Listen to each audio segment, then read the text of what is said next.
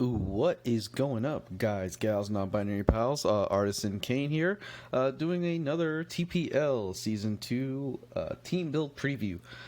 This week, Week 9 of Season 2, we are playing the Lionheart Luxrays. So the team that we are playing has a decent team here. It's got some big threats, so we have to really be aware of what's going on. Also, we fell to this team last season and kind of put us in a tough spot towards the end of the season, going into playoffs. So we have to be ready for anything that Lionheart brings here. So let's get started. Right off the bat, we've got Alchemy, Boltund, Scorch, Lurantis, Sigalith, Cubone, and War Turtle. So probably the bulkiest option on his team is the Alchemy. Also the Lurantis, depending on what set he decides to bring on it. But the two biggest threats, in my opinion, are the Boltund and Sigalith. Those two have a pretty large move pool. Sigalith in particular, being psychic flying, it has access to stuff like the dazzling gleams and energy balls and stuff that we have to be aware of when we are switching into it or when it's out on the field. Those mons are also very fast. Boltund at a 121 base speed and Sigalith at 97 base speed. We have to be able to make sure that we can either take a hit or that we are in a position to outpace them. Now, outside of those two mons, there's really not too much speed besides something that's boosting, like a War Turtle using Shell Smash to boost up its speed and everything.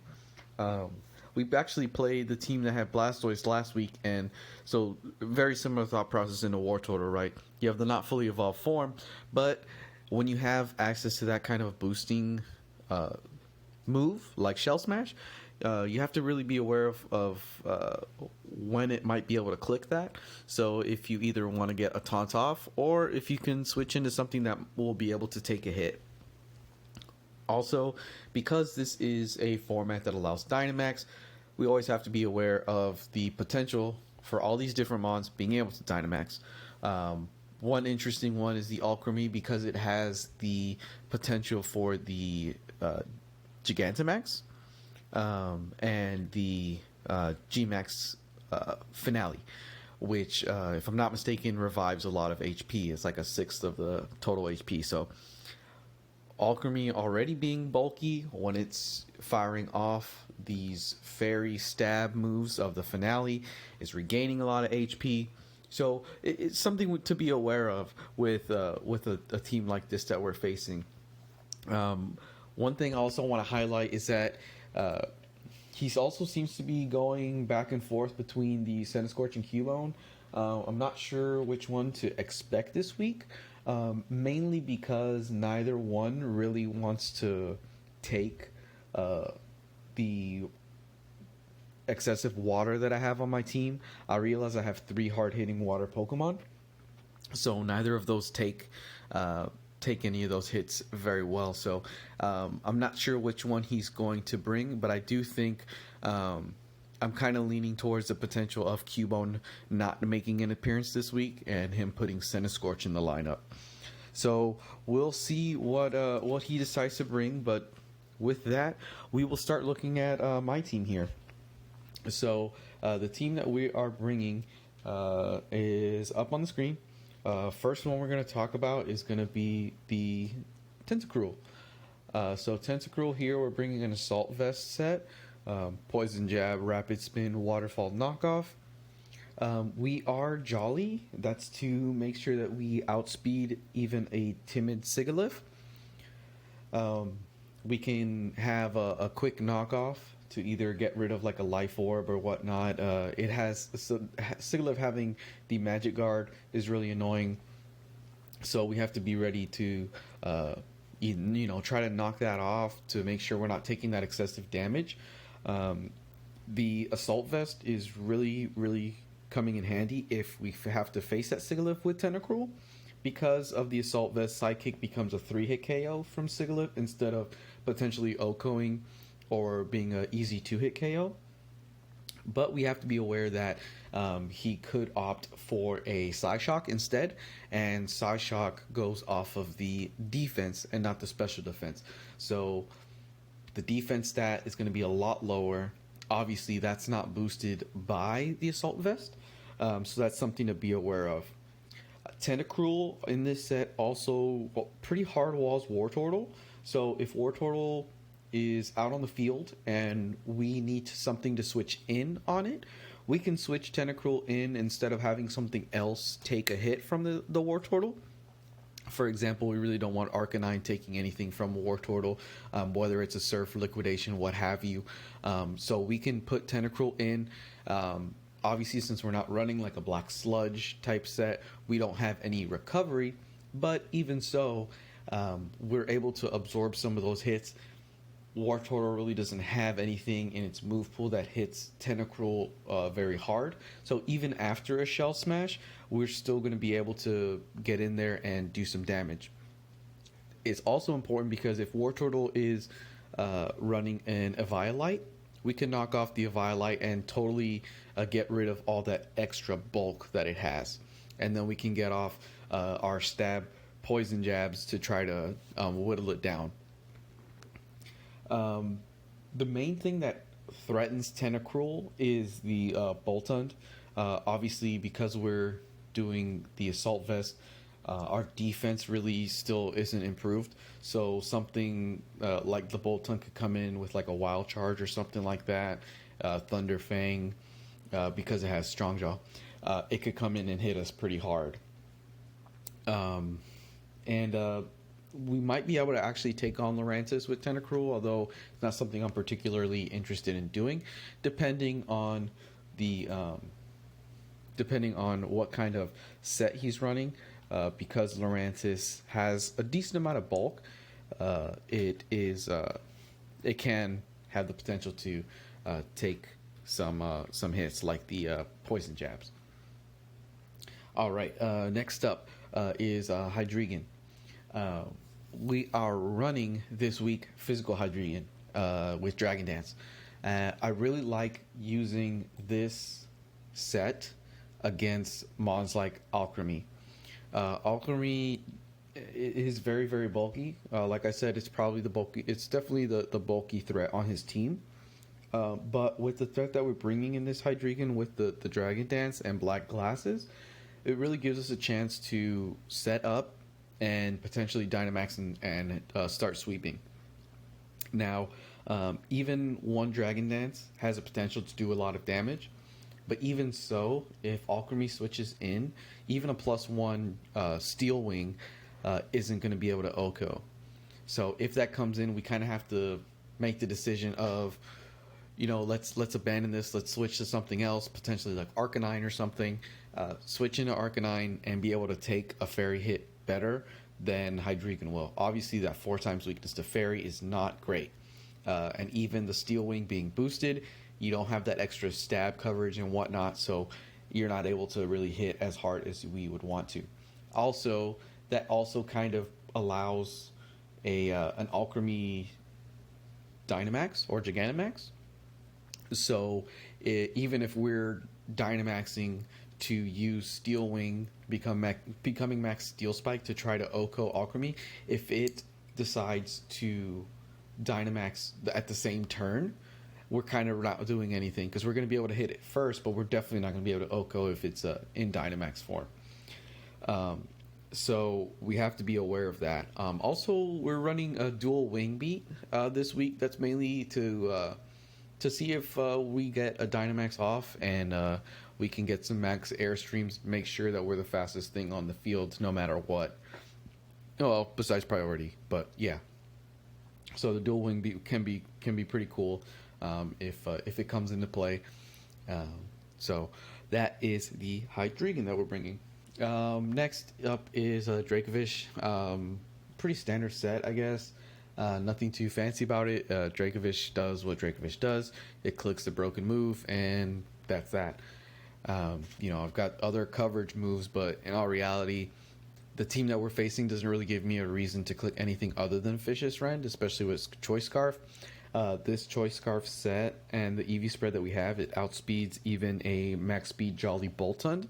So basically, the only thing that can outspeed this set is something that's rocking a Choice Scarf. So because we don't have fully EVs invested, there is potential for something else to outspeed us if it's a Choice Scarf.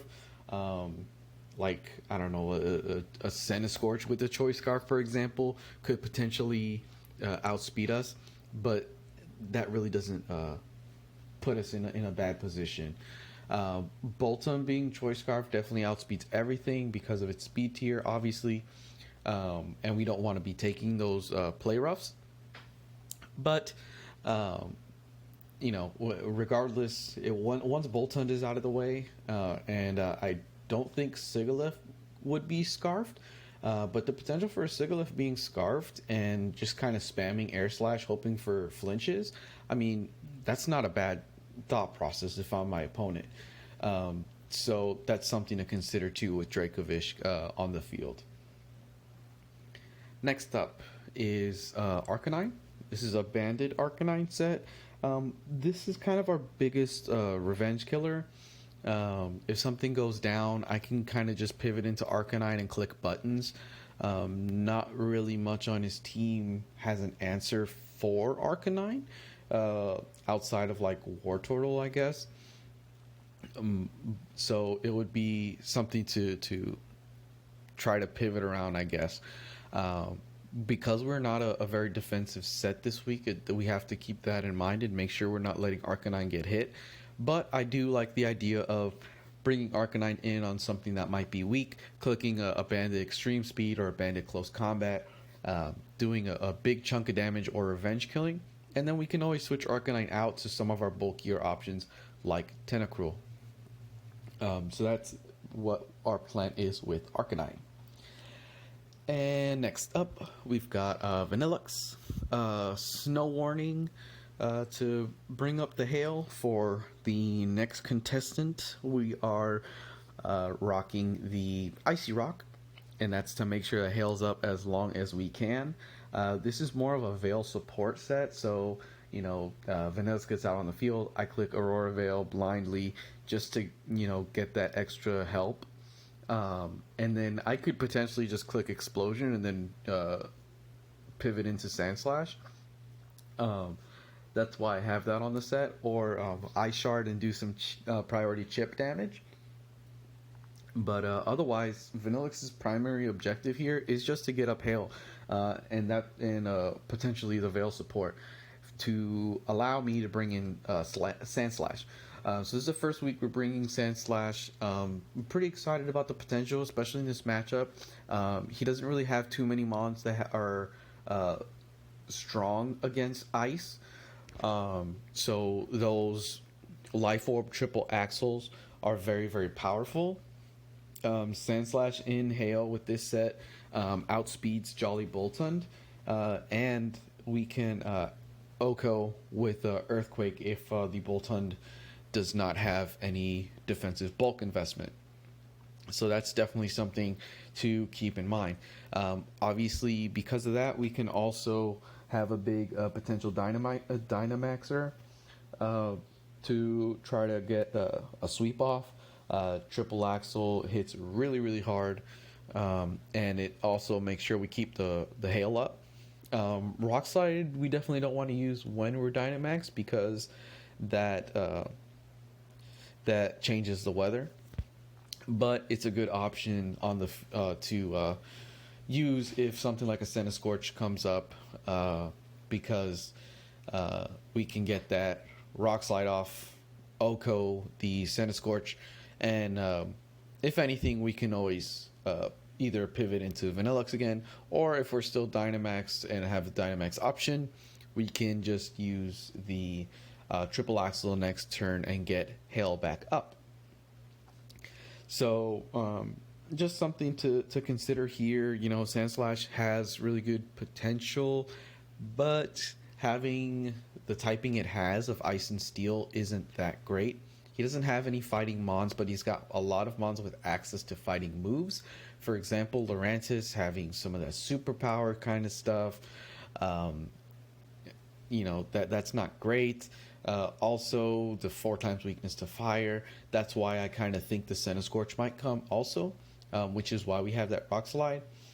So the typing's not great, but I really want to use this Slush Rush Sand Slash here and try to see if I can rack up some KOs with it, and then we'll see what I decide to do in future weeks. I might make some roster changes or whatnot. I'm not sure if this is going to be a recurring theme, I guess, but it should definitely be fun. And I'm excited to play Lionheart here. And in all honesty, this feels like a revenge game for me because they were able to take us down last season. So I definitely want to make sure that we pick up the W this week. And I'm playing here against him here in about an hour or so. So I'm excited to get going with that. And I will see you guys in the battle video. Thanks.